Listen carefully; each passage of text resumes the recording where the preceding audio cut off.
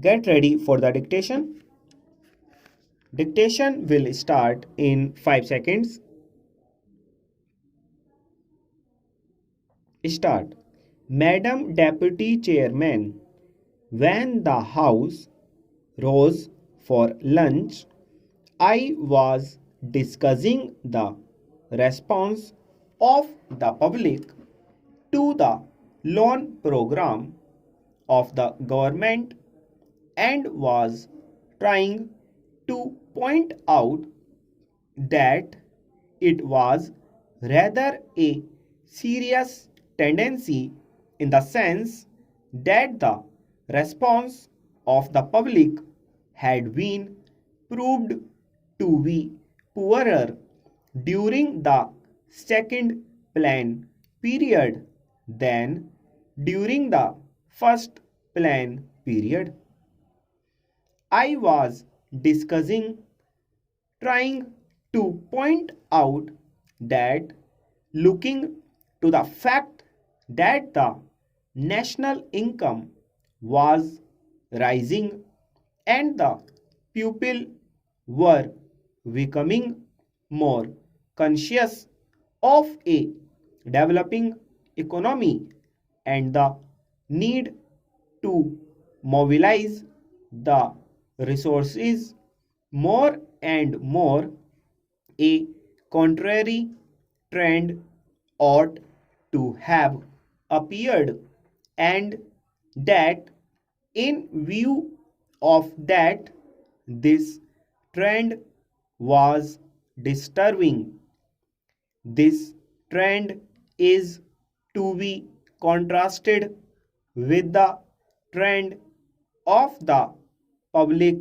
regarding the call from the corporate sector for the investment of their monies. Here we find that the shares of some of the new companies or of the old companies that are issuing new shares are oversubscribed at times to the extent of 15 times the capital that has been asked for by the companies. So here are two pictures. One, the picture of the government asking the public to subscribe to the public loans, and the other, the picture of the response of the public to the corporate sector demanding investments from the public. While on the one hand there is an enthusiastic response to the demand from the corporate sector, on the other there is a very poor response as far as the loan program of the government is concerned. This is a matter of some concern, and I feel that the government should pay more attention than just exhorting the pupil to save more and to hand over their savings to the government, as the Honorable Finance Minister has done more than once. If it would have been merely a question of rediverting the money that is coming from the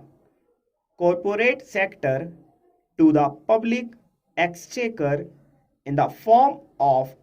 loans, perhaps the matter would not have been so serious. Then it would have been just a question of reallocation of the functions between the public sector and the private sector. But I feel that there is a large number of money which is just changing to some lucrative channel, and that explains why the response to the demand from the corporate sector is 15 times. This shows that 14 times that particular capital is not required by that company, and if there had been some adequate step or measure whereby originally that money could have gone to the public exchequer, to that extent there would not have been any disappointment to the pupil who wanted shares but who did not get them, and disappointment to the public exchequer why not getting the response which it ought to have got. That, to my mind, leads to the question of the pattern of the rate of interest in a developing economy, and especially in view of the fact that a large number of companies are being floated today which have got an element of growth in them, thereby attracting so much capital towards them. The government of India will have to take into consideration the question of the rate pattern of interest on their loans, and to see whether something could not be done whereby the public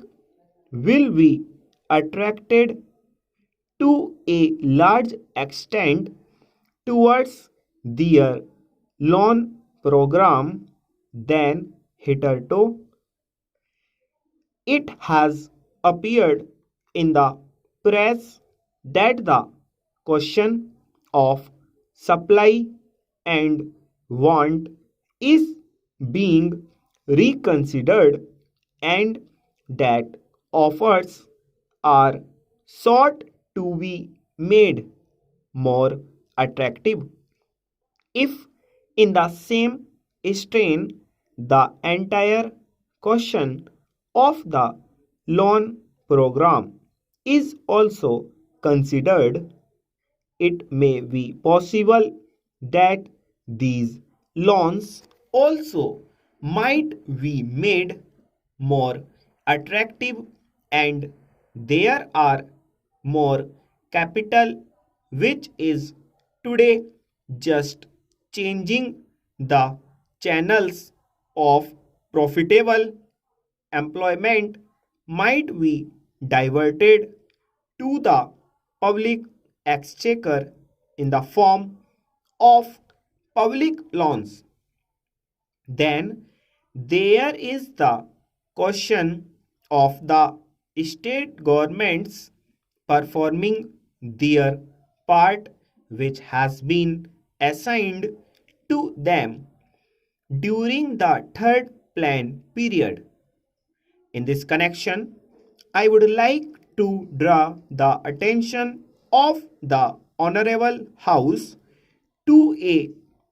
very important recommendation which has been made by the Third Finance Commission,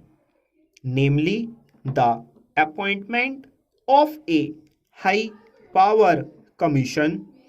to go into the entire question of the allocation of financial resources between the central government and the state governments. They have argued the whole case in nearly 1.5 pages in order to show why it has now become necessary that a high power commission should be appointed to go into this important question. According to the Third Finance Commission, the allocation of resources between the center and the states was made at a time when planned economic development was not visualized. When the constitution was framed, the development of the public sector, the new responsibilities which the states were going to assume, and a plan era were not properly visualized, and it was under these conditions that these allocations were being made stop.